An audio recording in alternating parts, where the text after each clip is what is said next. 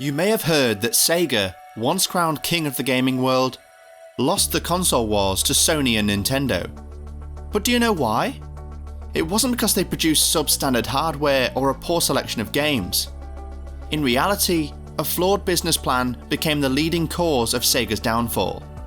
Here is the actual account of what took place. Sega's lack of financial muscle led to its downfall as a gaming firm, even though it had a significant head start in the market and produced several highly inventive games. Despite having only a tiny portion of Sega's resources, their primary rival, Nintendo, quickly took over them to become the leading video game company in the world. If you want to know why Sega couldn't maintain its position in the market, then this video is for you. This is The Great Console War, the story of Sega versus Nintendo. The origins of Sega may be traced all the way back to 1940. At that time, the business was established as Standard Games, a Hawaii-based manufacturer of coin-operated games. The company was known as Standard Games and provided fun and equipment for military stations.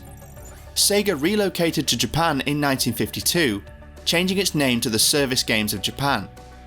After a few years, Rosen Enterprises and Sega Enterprises merged to form the Service Games of Japan.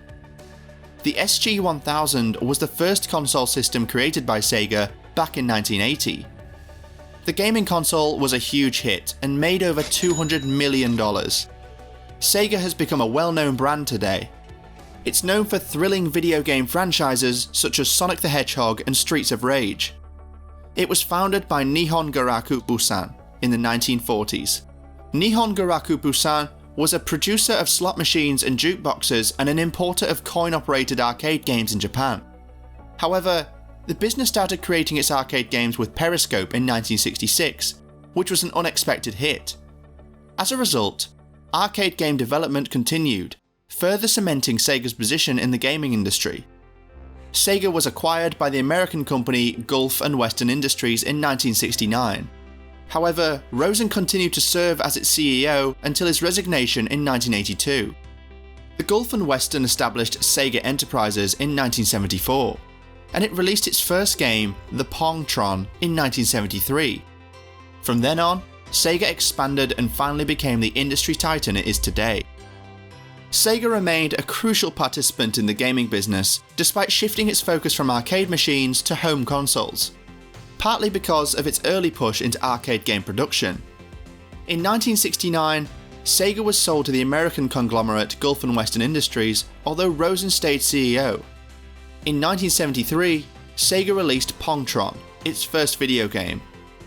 Sega benefited from the arcade game boom of the late 1970s, despite late competition from Taito's popular arcade game Space Invaders in 1978, with revenues rising to over $100 million by 1979. By 1981, video games made about 60% of Sega's revenue. Sega was not just among the top 5 American makers of arcade games in the 1970s and early 1980s. It also bought Gremlin Industries and Esco Bueki. Now, Sega was in a great position to continue expanding their company. Sega, an emerging enterprise, had a successful year in 1984. It not only started its arcade distribution branch in Europe, but also returned to the North American market. And the games it played in the area for the first time were huge successes. Hang On became so famous that Sega toiled to keep up with the market, while Outrun became the best-selling arcade cabinet. Throughout its expansion, Sega released a lot of systems. From Sega's Genesis systems and Sega CDs to original SG-1000, released in 1983, the video game industry enjoyed periods of success. Gamers loved those fantastic consoles. However, Sega's success story didn't last forever because other rivals, such as PlayStation and Nintendo, eventually took the lead. Sega Saturn. Sega started developing the Sega Saturn, Genesis' successor, in 1984.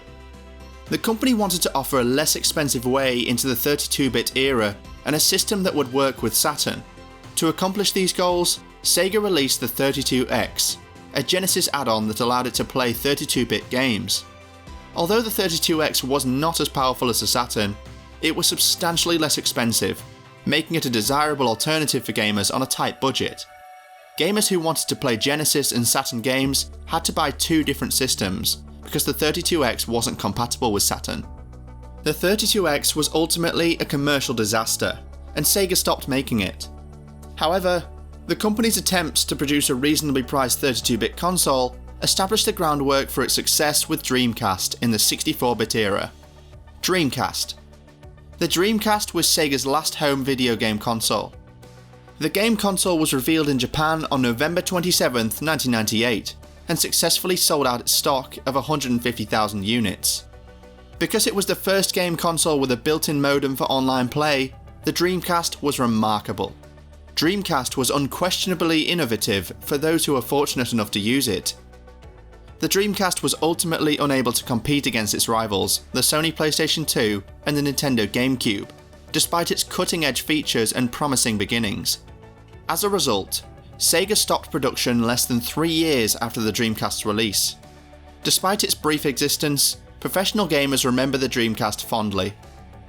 Sega's lack of financial muscle led to its downfall as a gaming firm, even though it had a significant head start in the market and produced several highly inventive games. Despite only having a tiny portion of Sega's resources, their primary rival, Nintendo, quickly overtook them to become the leading video game company in the world. Sega's hasty entry into the market was one of the reasons for its failure. The company released its first console, the Master System, before it was prepared, and resultantly, it wasn't welcomed by gamers. The Sega Genesis and Saturn were released without addressing the critical critiques of their Master Systems. It clearly indicates Sega officials did not learn from their past experiences. As a result, Sega could not establish a stronghold in the video game industry and finally had to give up on its hardware division entirely. Instead of concentrating on its users and developing its brand, Sega excessively tried to compete with competing brands. Sega and Sony competed for a position in the video game console market in 1994. While Sony unveiled its PlayStation, Sega released the Sega Saturn. Sony was a market leader then, and the graphics on its console was superior to Saturn's. However, the hardware for Sega systems was more complicated, and the company's support for programmers was subpar. Sega found it challenging to keep up with Sony due to the lack of developer interest. Ultimately, the PlayStation overtook Sega as the more widely used system. Sega made another groundbreaking decision in 1998 when it introduced the Dreamcast. The Dreamcast had numerous incredible games and was the most powerful console Sega had ever produced. Unfortunately, the poor performance of Sega's earlier consoles had already tarnished the company's reputation, and Dreamcast could not restore it. When the PlayStation 2 and GameCube hit the market in 2001, Sega was forced entirely out of the console market. Although the Dreamcast didn't live up to its potential, those who had the chance to use it still have warm memories. Game developers were in transition in the late 1990s. They had been making games for personal computers for years, but they were forced to change as the industry switched to consoles. Others resented the shift, while some game creators embraced it and started creating titles for the new console generation. Electronic Arts, EA, one of the biggest and most successful gaming makers at the time, was one of many who opposed it. EA did not produce video games for Sega's Dreamcast console when it was first introduced. Sega suffered a severe setback, as EA's support was crucial to Dreamcast's success. In the end, one of the things that contributed to Dreamcast's downfall was the lack of support from EA. While the Sega brand was strong, and the Dreamcast was a sales powerhouse when it initially came out, there was less absolute consumer loyalty at play. This lack of brand loyalty became immediately apparent when piracy severely affected the system. Because of the challenging GD-ROM format, pirated games spread like wildfire. This, along with the PlayStation 2's introduction, caused Dreamcast to lose a lot of users. The PS2 outperformed the Dreamcast regarding marketing, style, and overall consistency. The PlayStation 2 easily outsold its rival. As a result, this solidified Sony's position as the market leader. The PS2 sales were astronomically high when compared to Dreamcast. Sega decided to stay on the sinking ship that was the Dreamcast. In the end, Sega's primary priority was to compete with its rivals rather than satisfy customer demand, though it did not have the ability to compete with Nintendo. As a result, the business ultimately failed in its mission to take over the gaming industry. Sega created Genesis when the SNES first hit the market. Sega later made the hazardous business choice to release the 32X. However, they followed the same procedure and created the CDX. Then, Saturn's debut dealt Sega its fatal blow. Even though Sega is no longer in the hardware industry, it was a solid rival to Nintendo, which seemed to be an invincible power.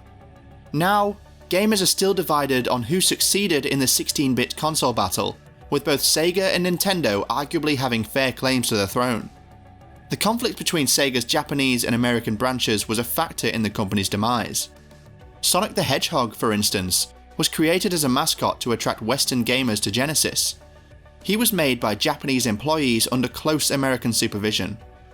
Sega's strong advertising efforts with slogans like "Genesis does what Nintendo doesn't" was another critical feature of the company's Western drive. The Japanese higher management would likely have concerns about the advertising.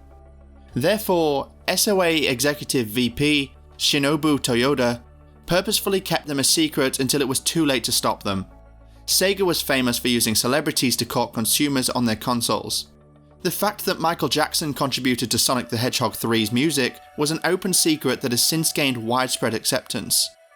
Gamers might be shocked to learn that Sonic's encounters with celebrity talent dates back to his first game. Masato Nakamura, a member of the J-pop band Dreams Come True, composed the soundtracks for both Sonic 1 and 2. In fact, Sega had to get Nakamura's permission each time they wished to use music from the first two games. As a result, for Sonic and Knuckles and other games, in-house composers were used. Sega overestimated the competition, failed to satisfy customers' basic demands, and allowed themselves to become mired in unimportant technicalities. I hope you have learned from Sega's experience and can use these insights in your commercial endeavours. Sega, a company that had a great start, couldn't sustain its success for long. What, in your opinion, was Sega's biggest mistake? Why couldn't they retain their position in the gaming market? Make sure to let us know your thoughts down below. Subscribe to the channel as a sacrifice to the gods of the algorithm. Thanks for watching.